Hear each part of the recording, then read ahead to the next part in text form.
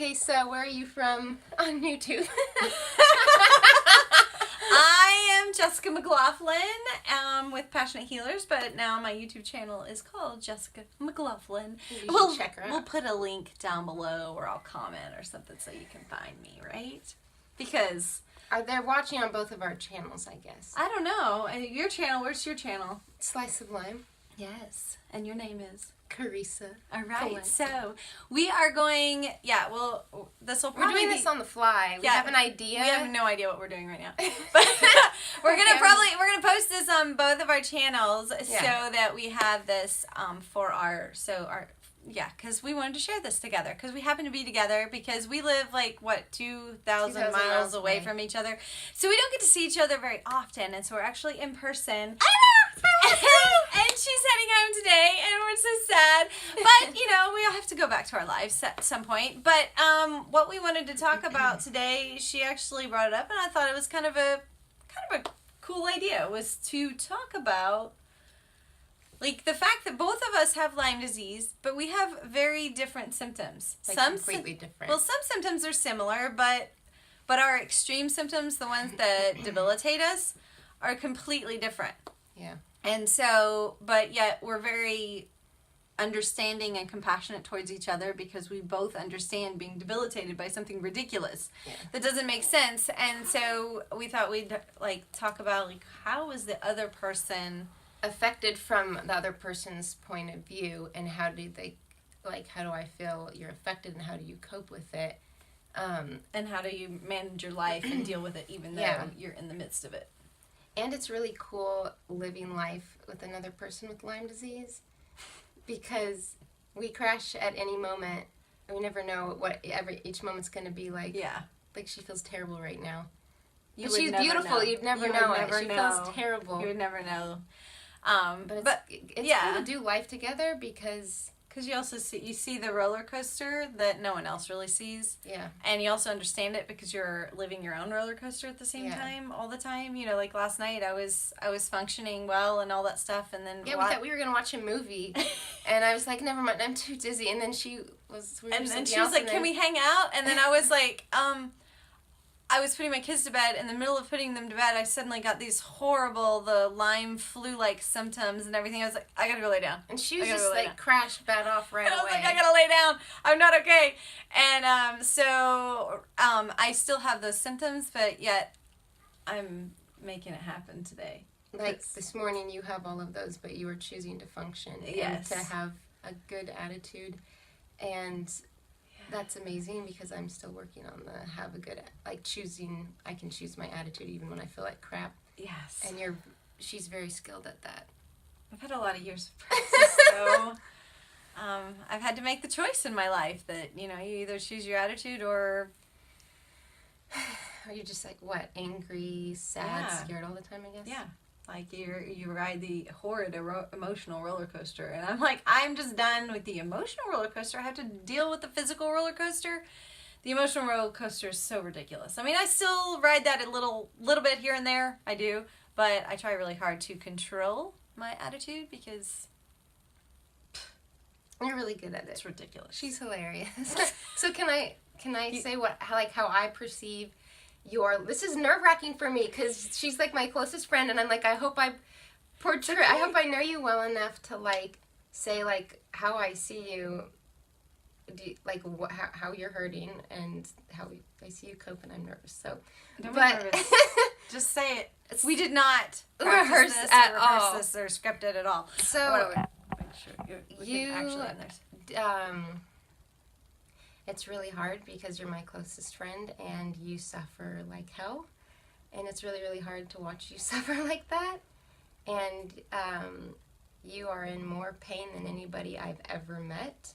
I don't know how you do it. I mean, it's absolutely ridiculous, insane, unfair. I can't believe that in 10 minutes last night, your lymph nodes swell up, your head hurts, your skin hurts, your muscles hurt, your whole body hurts. It's hard. I'm if I hug her, am I going to hurt her? Because I know she's in the most pain in her chest and different areas of your body. And to know that you deal with the level 6 pain on a daily basis as your like normal standard of living, that sucks to accept that that's your reality. That's my reality. And yet you look gorgeous and beautiful, and I've gone to church with you, and you like lead worship with the kids, and nobody would know that you feel horrible.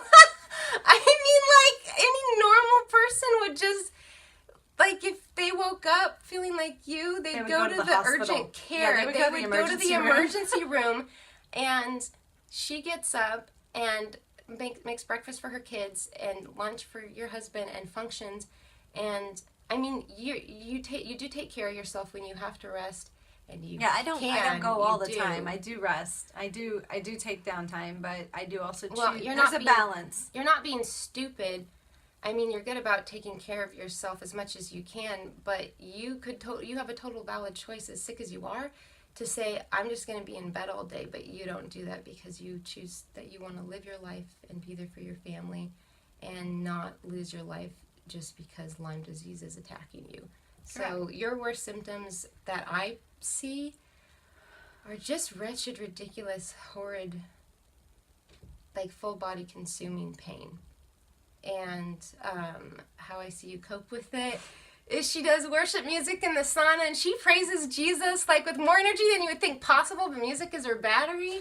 Music is my battery. I'm like, this girl's gonna wear herself out yesterday in the sauna. I mean, I'm like, how are you not passing out? Because she's just like, yeah, Jesus! To all the worship music to get her through. And that's how she gets through. She dances and she sings and she laughs and she jokes. And I think that I've been my sickest 6 years. You've been your sickest 18 years.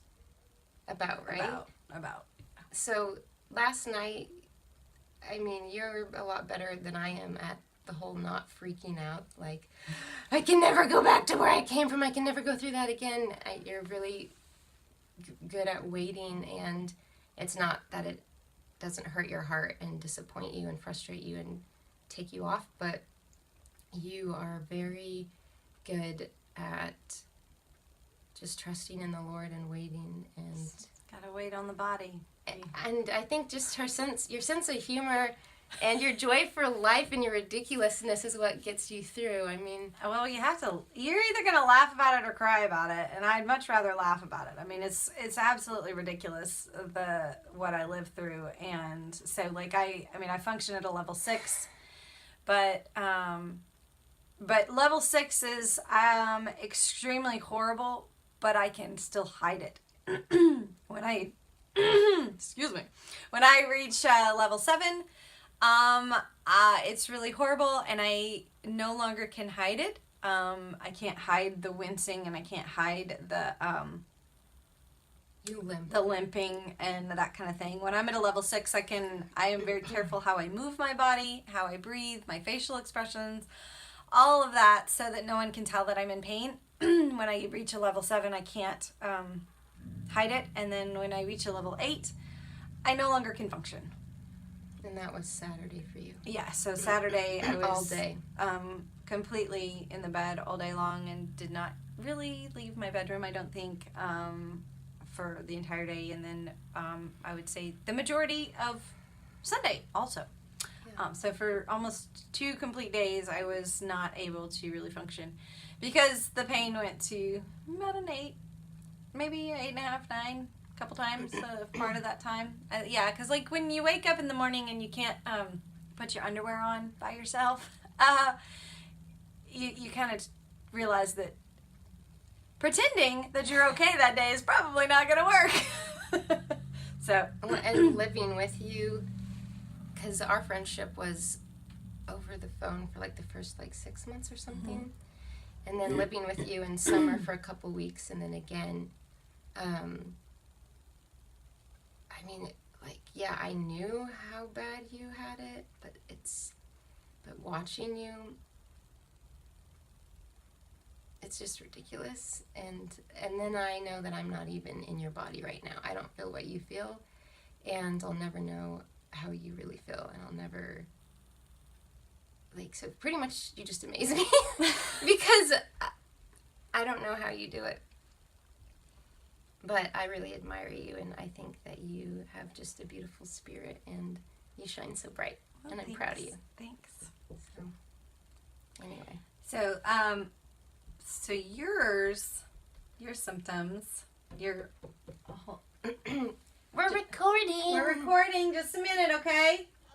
There's Thank you. kid therapy here, and kitten therapy, and like everything therapy. This is the healing house, if you didn't know.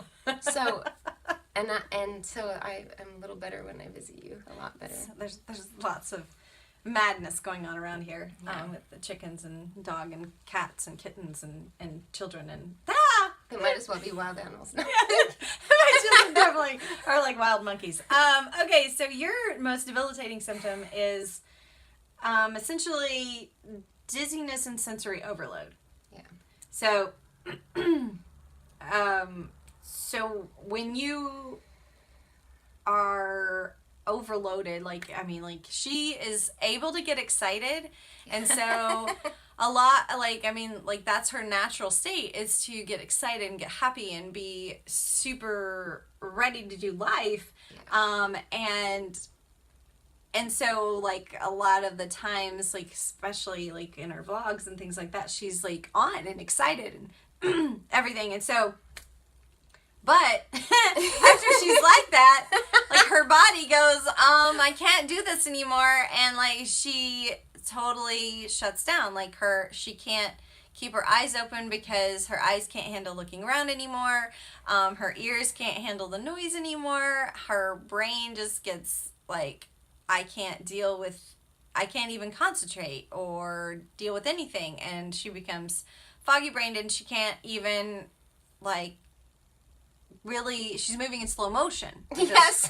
She goes from moving in high speed to slow motion, and, or pushing through. And so it's like I push through pain, and so eventually my body becomes so exhausted from pushing through pain that I cannot push through anymore, and I have to, like, stop. Whereas her body, she's pushing through dizziness and sensory overload, and so she will push through that because she wants to, and she wants to do something fun and exciting and happy and everything, and she'll push through until... like, she just can't anymore, and her body is then very exhausted, and she has to just shut down and be quiet and everything. So brain dead. Totally and brain dead. Jessica has to do, like, show me how to cut the pumpkin for Halloween, and, like, here's your smoothie. No, drink it. Like, take a sip, put it in your mouth, because I can't even think. Yes, because, like, she'll, so that's, like, a struggle when you can't even make yourself eat or make yourself drink when you're completely gone in your brain. And that's what happens to her. And I think if someone had told me that before I was sick, I would be like, how is that possible that someone can't, like, think you're hungry, get food, put it in your mouth, chew and swallow, and now it's like a valid struggle. It is a valid struggle. I mean, I haven't experienced your symptoms, but I've been in a situation like that where you're like, I am so out of it and so not okay, that I can't even get to the kitchen. I can't even make myself eat it. I don't even know what's going on right now. And so to watch her and be like, here, you need nutrition, eat, drink. You checks on me the whole time. I was like, here, drink this, and then I come back in 5 minutes. Okay, I'm like, you've set it down now, and because she's walking around in slow motion, getting lost in her own world because she can't think straight. Yeah. And so then her food gets left over there, and then she's over there, and so now she's not eating. And so it's I don't even realize I'm wilting, and you're like, take sips. Sip, sip, sip, sip. Keep drinking. And she's like, what? What? Oh, you're right. I'm wilting. It is like my brain, I don't know, shuts down. Well, your brain can't, because it can only process so much, and then when you've given it, it's like, you know, a lot of people use the spoon theory for like how much physical energy you have in a day, and like, so you're only given so many spoons, and if you use them all, then you're done for the day. Well, it's like her brain only has so many spoons, and it's like if you use a few of those spoons, then you're just done for the day. Yeah. It's over. you know? And so she has to pick and choose how she's going to use her brain, and when she's going to be excited, when she's going to have emotion, when she's going to be elated and run around, and, you know, and so she gets super excited, and then she has to wait on her brain to come back to her, just like I have to wait on my body to come back to me and function right. Yeah, because your spirit's always there. You're just waiting on your body. Yeah, I'm just waiting on my body. Yeah. Yeah. And you're kind of waiting on and sometimes you're sometimes waiting on your body as well, but a lot of times it's waiting on your brain. This is the worst. So Yeah. So how do I cope? I don't know. Did you talk about how I cope? I think you cope, by you told me you want to live life, and so you choose to live the life of a normal, healthy person, but you are very sick, and I don't think people can fathom how that's even possible, but I'm watching you do it. You live the life of a normal, healthy person. You homeschool 3 children, take care of animals. You live a normal person's life, sick, and that's how you crash on Saturday. So I have boundaries and rules for my life where I have downtime every day, where I rest, and I try to get enough sleep at night, and then I usually am, and then I'm usually in bed 1 to 2 days a week, to be able to do the rest of the week pretending I'm healthy. And that's why you appear fine to everybody, because you're careful about and skilled how you structure your life. Yeah. But I think you cope. It could be wrong, but with your just joy to enjoy like dancing and music, and I mean music is big for you. Music is huge for me. And your attitude choice, I would say, is like a really healthy coping mechanism, that you practice your attitude, you practice how you talk to yourself, to cheer yourself on, to get yourself through. I mean, I know you journal and lots of essential oils. Oh my goodness! I'm looking at your wild orange going. I want to put it on my bracelet. I'm stressed. Here you go. She's stressed. Like, I'm serious. No, but it makes all the difference in the world. But yeah, essential oils for me, music. I am like, it makes it.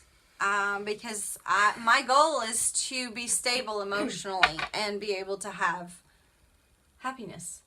I couldn't make it without the emotional oils, like more than the physical oils make my difference for me. Yeah, well, I mean, when people ask me what oils I use like all of them, but the main ones I do use are the emotional ones, because I want to be a nice mommy, and I want to be a nice wife, I want to be a nice person, and I want to be as close to me as possible while dealing with chronic pain and horribleness. And this changes something in your brain when you smell it. I mean, it literally, I don't remember the scientific... Yeah, like when you sniff, it goes straight into the limbic system in your brain, and it affects your memory and emotion center, like, directly. So it can, like, completely help your brain calm down, and it's just amazing. And that's how we met, and I thought she was a crazy hippie when I first met her and learned about the oils. I was like, oh, she's so sweet. And now I'm like a crazy oil lady too. Yes, and so it makes such a difference. But she,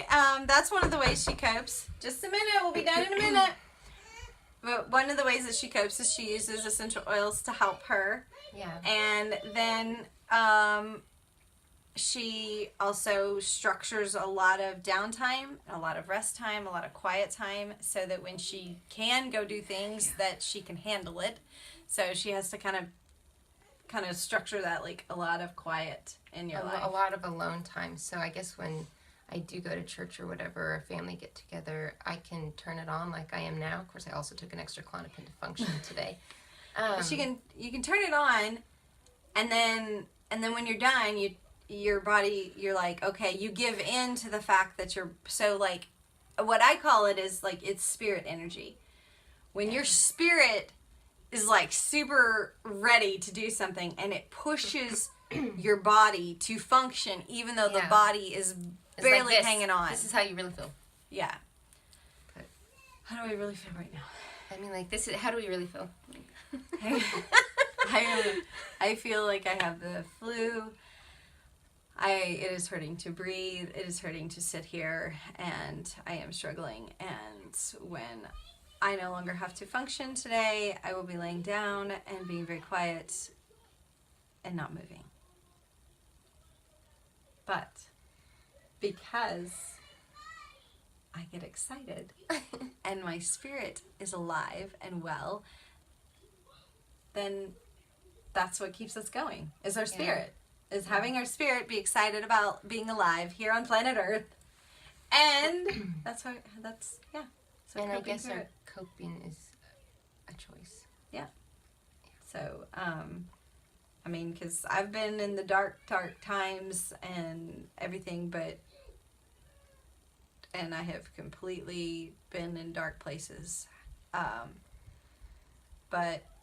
And it's not easy to pick the right coping mechanisms always when you're feeling really crappy. Because sometimes you can pick the wrong ones, which are hard on you or hurt you or whatever. But yeah, so I've so what do we choose? We choose to take risks for joy. We do. To get out there and still have a little bit of life in us and show life, and it confuses people because healthy people absolutely don't get it. They don't understand, but you know what? Like, we choose to we choose to go do things while feeling miserable. I mean, like the pumpkin I carved was ridiculous. Like I was But not. you did such a great job on that pumpkin. She was absolutely I was not there. She was not there.